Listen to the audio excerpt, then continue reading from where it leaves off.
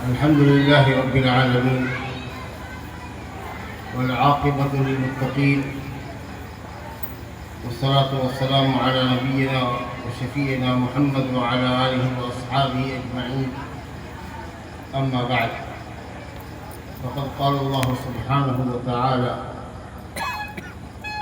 في القرآن المجيد والفرقان الحميد: يا أيها الذين آمنوا قوا أنفسكم وأهليكم نارا.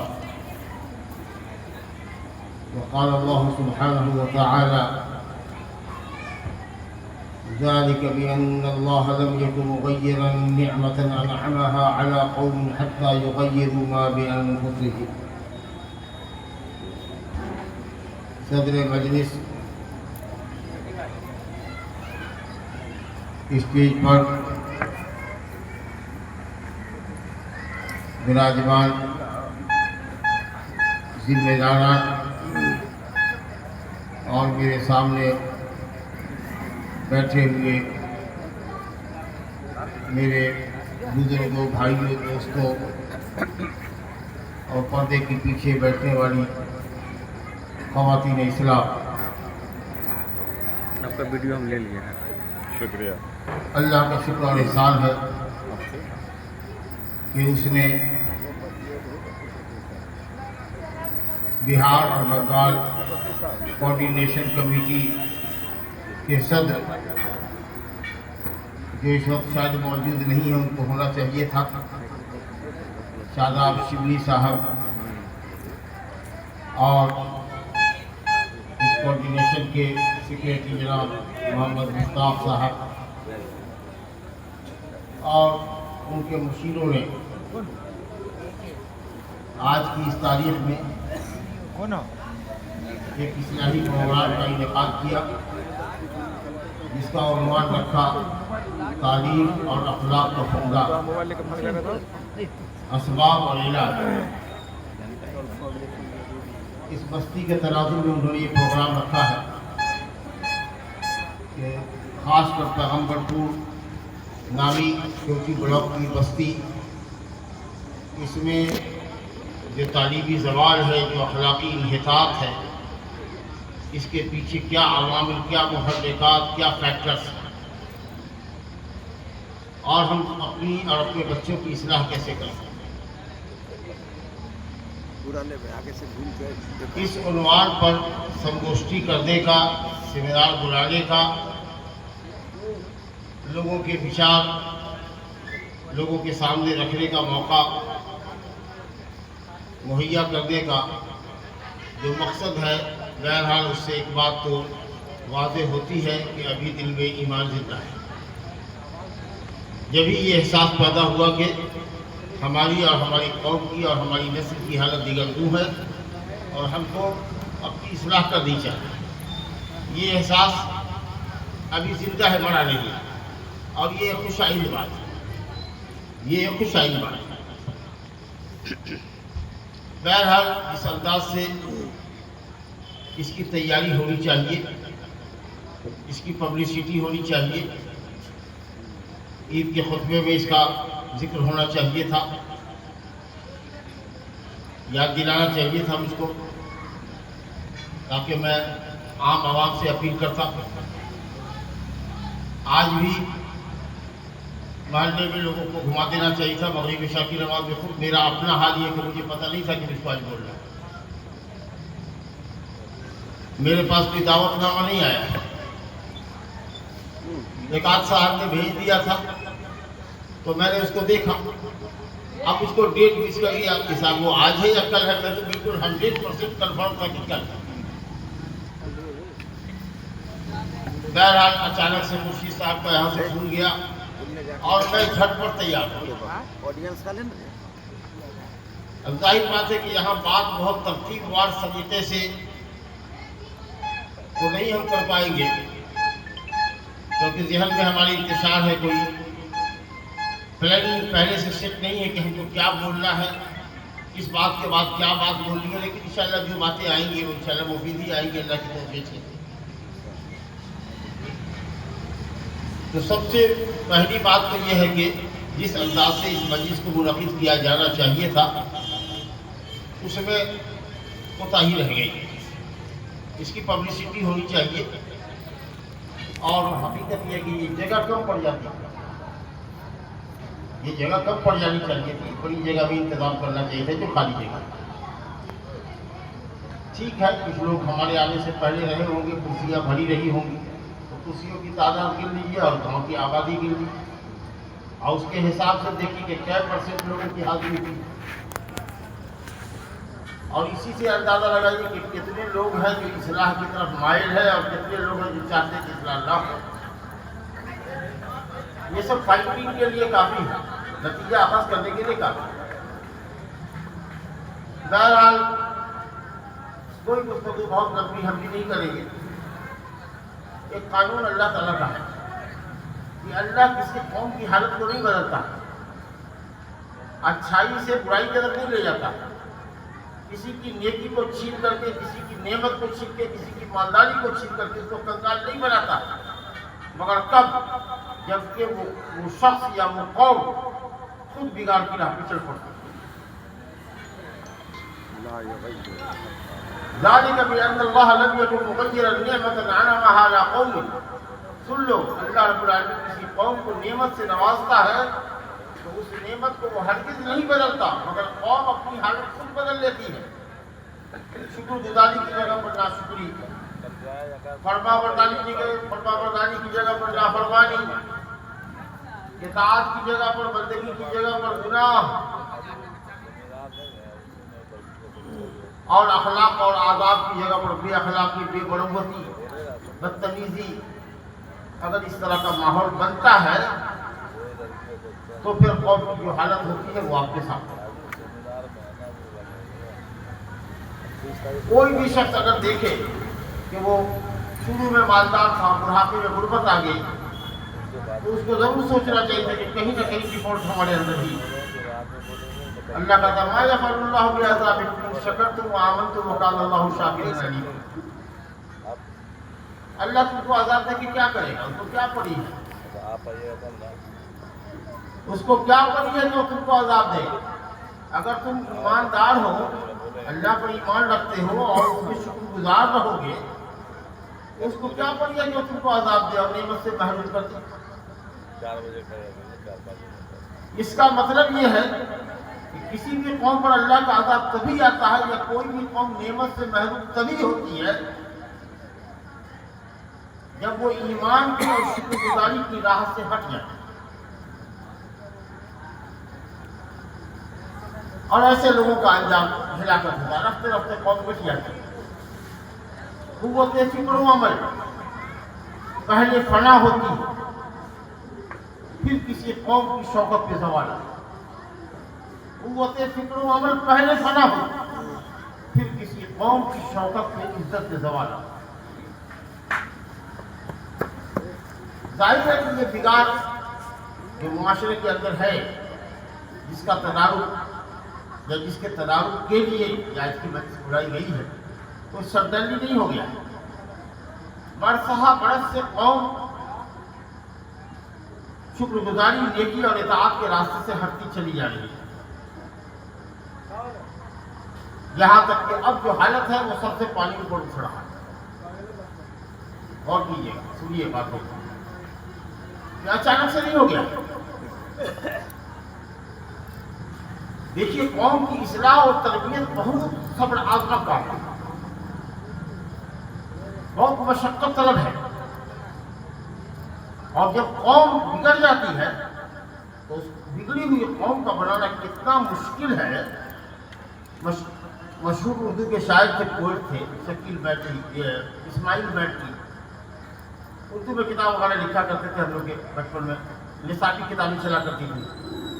تو وہ لکھتے ہیں, ایک نظم ہے ان کی, اس کا افتتاح یاد آ گیا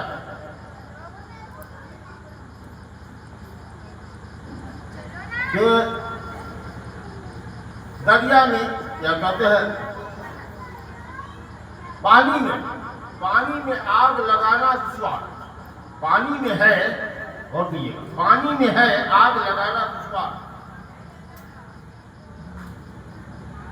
بہتے دریا کا پھیڑ لانا دشوار. پورا بہہ رہا ہے، آپ اس کو بہانا چاہتے ہیں. پانی میں ہے آگ لگانا دشوار، بہتے دریا کا پھیر لانا دشوار صحیح، لیکن نہ اتنا جتنا کہ بگڑی ہوئی قوم کا بنانا دشوار.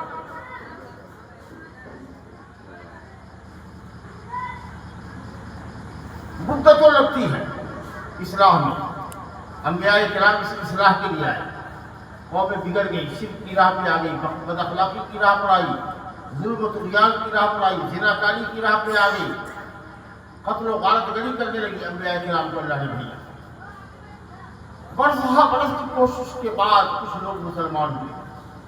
کسی کے ہاتھ پر 10 مسلمان ہوئے، کسی پر 20 ہوئے، کسی پر 100 ہوئے. کچھ ایسے انبیاء بھی آئے جن کے اوپر 2-3 مسلمان ہوئے، اللہ اکبر. کچھ ایسے آئے جن پر کوئی بھی ایک نہیں ہوا. لیکن قوموں میں سب سے زیادہ حضرت موسیٰ علیہ السلام پر ایمان لانے والے ہوئے، اور ان سے بھی زیادہ محمد صلی اللہ علیہ وسلم کی امتی. برسوں برس کے بعد حضرت نوح علیہ السلام کو مل جاتے ہیں. 950 برس تک انہوں نے دعوت تبلیغ کا کام کیا، لیکن گنتی کے لوگ مسلمان ہوئے. 950 برس اصلاحی کوششوں کے بعد بھی کچھ ہی لوگ مسلمان ہوئے. یہ بستی جس کے ہم اور آپ فرد کہلاتے ہیں، لوگ موجود ہیں. آپ میں سے بھی بہت سارے لوگوں نے سنا ہوگا. ہم تو بچپن میں خوب سنتے تھے کہ لوگ کہتے تھے کہ اس گاؤں کی مرغی بھی پڑھی لکھی ہے، مرغی بھی مولانا. اتنے مولانا یہاں ہوتے تھے کہ لوگ کہتے تھے کہ پیغمبر کی مرغی بھی پڑھی لکھی ہے یا مرغی بھی مولانا. ہمارے استاد سے مولانا عبید الرحمن عاقل رحمانی صاحب رحمۃ اللہ علیہ، ان سے کوئی سوال کرتا مسجد سے نکلتے رہتے کہ مولانا ایک سوال ہے. جھٹ سے کوئی دوسرا آدمی جو غیر عالم ہوتا ان جواب دیتا ہے، کوئی نہ معلوم جواب ہم سے لے لو. اب مولانا چپل دیتے چپ چپ چلے جاتے ہیں. جو فلانا مولانا ہے شیخ الحدیث ہے، تو عاقل رحمانی کی کیا ضرورت ہے؟ ایسا کرتا ہے. ایک طریقہ سے دیکھیں کہ پورنیہ کا وہ جو علاقہ ہے، حافظ عبدالجبار صاحب، حافظ عبدالسبحان صاحب، یہ ادھر سے چلیے تو حافظ عابد حسین صاحب، اور اس کے بعد وہ عبدالستار جو صاحب عبدالجبار صاحب بڑے وسیلے آدمی تھے، حافظ عبدالرحمن صاحب رحمہ اللہ اجمعین، اللہ سب پر رحم فرمائے. اور اس کے بعد اس بستی کے نام بڑے عالم، پہلے بڑے عالم میری دانش کے مطابق مولانا ابراہیم صاحب، مولانا عبید الرحمن صاحب کے والد، پہلا ہندوستان کا امامتی ادارہ تھا جو 1896 کے اندر یا 1898 میں، اب آپ دیکھیے 2026 میں ہے، آرا کے قائم ہوا تھا. وہ پہلی مسلمانوں کی یونیورسٹی تھی اہل حدیثوں کی، جہاں رہائش کا انتظام تھا، بچوں کے رکھ کر کے پڑھانے کا انتظام. تو وہاں سے پڑھ کے آئے. اب وہاں سے پڑھ کے آئے تو انہوں نے احمدیہ سلفیہ میں صدر مدرسی کی، اور وہیں سے انہوں نے اپنے 3 ہونہار بیٹوں کو پڑھایا، جس میں سب سے آگے پڑھنے میں پیش تھے ہمارے استاد عبید الرحمن عاقل رحمانی رحمۃ اللہ علیہ. پھر اس کے بعد مولانا عبدالحلیم ناظم صدیقی رحمۃ اللہ علیہ، جو عبدالحلیم فانی رحمۃ اللہ علیہ کے والد تھے، اور مولانا عبید اللہ عنبر صاحب نے جوانی میں پڑھائی شروع کی تھی. اس کے یہ دونوں بھائی جب فارغ ہو گئے تب اس کے بعد گویا کہ 4 سال کے بعد ہی پڑھی.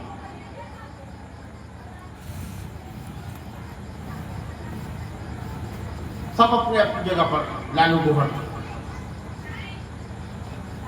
یہ 3 بڑے عالم تھے ہمارے.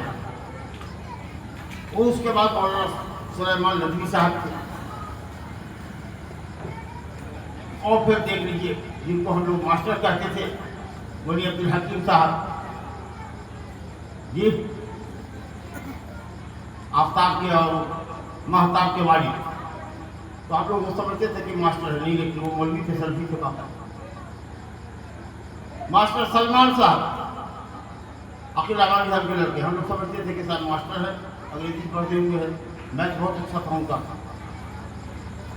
مدرسے کے پڑھے ہوئے تھے، لیکن وہ بھی مولوی تھے، فارغ التحصیل تھے. یہ عبدالعظیم فانی، یہ بھی پڑھے ہوئے تھے. 8ویں جماعت انہوں نے مکمل کیا یا نہیں کیا، لیکن 8ویں جماعت میں تھے. تو ماشاء اللہ اتنے عالم علماء تھے اور اتنے حفاظ تھے کہ پورے علاقے میں پیغمبر پور ایک آئیڈیل بستی مانی جاتی. دھن دولت میں یہ بستی کبھی مشہور نہیں رہی. اس کے مقابلے میں لینڈ لارڈ والے تھے سمیلا عزیز صاحب خلیل صاحب, عبدالعزیز اور محمد خلیل, دونوں کی نسل موجود ہے. پیغمبر پور میں مجھ کو نہیں معلوم ہے کہ کسی مسلمان کو 10 بیگھہ سے زیادہ زمین نہیں ہوگی. 12 بیگھہ 13 بیگھہ 15 بیگھہ سے زیادہ زمین نہیں ہوگی. اور جب باپ پڑ گیا بیٹوں میں تقسیم ہوا تو کسی کو 3 بیگھہ, کسی کو 4 بیگھہ, کسی کو 5 بیگھہ. یہ کیفیت ہے. لیکن لینڈ لارڈ کا تصور ہے کہ 200 400 500 بیگھہ رہا, وہ کبھی پیغمبر پور علاقے میں نہیں رہتے. ہاں 80 بیگھہ 100 بیگھہ 125 بیگھہ عزیز خلیل کے پاس دولت, لیکن وہاں علم نہیں تھا. علم کہاں تھا پیغمبر پور؟ عہدے کے اعتبار سے, پیسے کے اعتبار سے دوسری بستیاں علاقے میں مشہور تھی. سگونا کے منشی جی اور بخشی جی چپڑیا کے, اور فلاں جگہ کے فلاں بابو, اور فلاں جگہ کے فلاں بابو. پیغمبر پور کے کوئی بابو نہ تھے. جماعت کے ایک ذمہ دار کی حیثیت سے, جماعت کے ایک ذمہ دار کی حیثیت سے کچھ لوگ یہاں تھے. مولانا ابراہیم صاحب تھے, اور وہ یہ ابو قمر صاحب ہیں, ان کے دادا تھے. اسی طریقے سے منشی اصغر حسین صاحب تھے, ڈاکٹر عبداللطیف کے والد. جماعتی اعتبار سے مولانا عبدالعزیز رحیم آبادی کی دعوت کو پھیلانے کے لیے میں ان لوگوں کی کوششیں بڑی کارآمد رہی. پیسے والے ہم لوگ نہیں تھے, لیکن یہ جانتا تھا, پورا علاقہ جانتا تھا کہ پیغمبر پور میں بڑا علم ہے. اور علم کون سا تھا؟ دین کا علم تھا. دین کا علم تھا. غور کیجیے گا, اب بات چل پڑی ہے تو آپ کہاں تک جا کے رکے گی, ذرا سا آپ کو دیکھیے. ایک زمانہ آیا, اچھا مدرسہ گاؤں میں کہیں نہیں تھا, مدرسہ گاؤں میں نہیں تھا. تو ہم لوگ تعلیم کے لیے ناریال بھیج دیے گئے تھے. ناظرہ قرآن وہاں سے پڑھنا شروع ہی کیا تھا, بلکہ قاعدہ بغدادی جیسا میں قرآن ہی پڑھنے کے بعد پڑھا گیا. معلوم ہوا کہ گاؤں میں مدرسہ کھلنے والا. یہ بڑی ابو نصر صاحب اسلم کے جو والد ہیں, انہوں نے مجھ کو قرآن پڑھایا. انہوں نے مجھ کو قرآن ختم پڑھایا. اب مسجد میں جاتے تھے تو کبھی حافظ ابھی ساتھ سے, کبھی بڑا حافظ سبحان کرتے پڑھ لیا کرتے. لیکن باقاعدہ قرآن ختم کیا, تو قرآن ختم کرائی تو ہمارے میں ایک لنگی 2-2.5 روپے کی اور ایک پلیٹ کھیر ہمارے گھر سے بنا کر کے ہم لے کر کے گئے مولانا کو. بولیے ابو نصر صاحب. پھر یہاں مدرسہ کھلا, لوگوں نے کہا مدرسے کی ضرورت ہے. لوگ موجود ہم سے عمر والے زیادہ لوگ ہیں. پورا یہ بغل کا جو علاقہ ہے, بغل کی زمین جو پستکالیہ کے نام پر ہے, غیر بدر وہ عام پورے بستی کا یا بڑی آبادی کا سنداس کیا گیا. رات دن لوگ قضائے حاجت کے لیے آتے تھے, کوئی جگہ خالی نہیں رہتی تھی. اور اس کو جب اس کو ایکوائر کیا ڈاکٹر عرفان صاحب اللہ تعالیٰ بڑی رحمت کرے, وہ پیش رہے, اور لوگوں نے دیکھتے دیکھتے کچھ بھنگی بلا لیے گئے. اور کچھ کسانوں نے کدال سے گندگی کو صاف کیا. وہ منظر میں نے دیکھا, میرے والد کدال لے کے آئے اور بخارا صاف کرے. اور پھر ڈاکٹر عرفان صاحب گھر گیا, جن کے پاس بانس کی کوٹھی تھی, لوگوں سے بانس مانگا, مٹی بھرائی ہوئی ہے. دیکھتے دیکھتے مدرسہ جو ہے 10-20 دن کے اندر میں چھاؤنی چھپر بن کر کے تیار. اور اسی زمانے میں جب مدرسہ نہیں تھا تو آ گئے تھے, تو جاتے تھے درما اسکول میں جاتے تھے, بڑی حامد کے یہاں ڈبیا جلا کے پڑھتے تھے, یا کسی لڑکی کی ڈبیا میں پڑھتے تھے. بڑی حامد انصاری میں تھے, پوری زندگی انہوں نے یہاں گزارا, زنجار پڑھتے تھے. بڑی خدمات ہے ان کی بھی, بہت لوگوں کے کام وہ آئے. اس کے بعد یہ مدرسہ بنا. قسمت سے یہ مدرسہ بنا صاحب. اس مدرسے کو عاشق الہی سلفی جیسا عالم ملا.